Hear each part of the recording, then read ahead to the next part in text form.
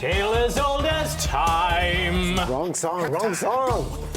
All right, sorry. Hammer time first. I was early. Now, beautiful vocals, by the way. Thank you. Yeah, you're getting into the mood. Beauty and the Beast back. Live action musical, recreating a classic. Jungle Book, we saw this work. Sure. Do tell about this, what they did differently. Okay, well, I still remember sitting in the theater in 1991 with my family seeing the iconic Beauty and the Beast on the big screen. It was nominated for Best Picture that year, if you recall. Now they've redone it in the live action realm, and I have to say I enjoyed it overall. Did have some problems, though. Let's take a look at a clip first. All right. You'll join me for dinner.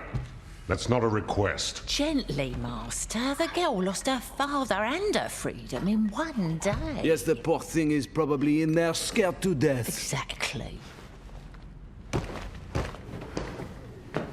Just a minute. You see, there she is. Now, remember, be gentle. Kind. Charming. Sweet.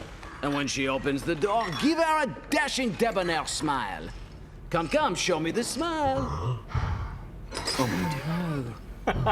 Okay, completely new appeal with the live action take on it. Do you get lost in the story all over again? Not so much. Oh, they were so concerned with recreating the iconic imagery, even the lines and the songs, and all the visual aesthetic of the first one. I just thought that it was just mimicking it at times, you know? So the magic is kind of missing.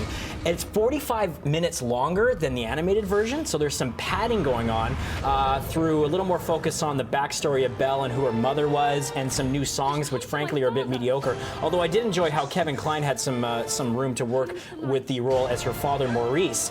The casting is great. I mean, Dan Stevens in full-on beast mode here from Downton Abbey. He's great. Emma Watson, sensational in the lead. And I enjoyed the rest of the characters. The problem for me, fundamentally, is that when you watch the animated movie, it's all in the same realm. Whereas here, you've got real actors interacting with visual effects, and you've got Dan Stevens hampered by a muscle suit. He's walking on stilts. So in some of the long wide shots, it's really awkward when you see him walking. So there's a total disconnect for me there. Interesting play with the context.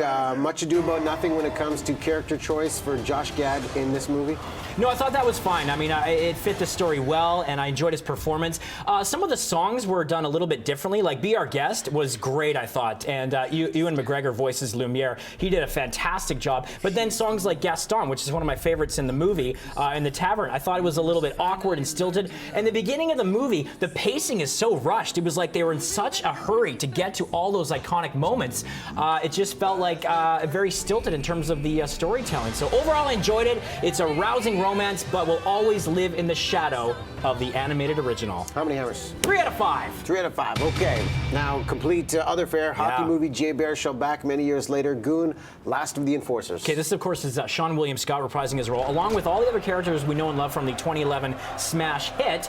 And you know what? This does justify a follow-up. I like what they did with the world. They added some new characters that brought a lot of depth to the world, and it's genuinely funny. There's snappy dialogue. It's edited really well, so it's got a great sense of flow. I have to say, though, I would be remiss if I didn't say it does sensationalize hockey violence for sure, and some of the jokes were either dated or just kind of obscene, you know? So I didn't care for all of the humor. I have to say, though, it's totally justifiable, and if you enjoyed the first Goon, chances are you're going to like this one. Coming out St. Patrick's Day weekend as well, so nice timing on the marketing. How many hammers for Goon? I'm going to go 3 out of 5 once again. Okay.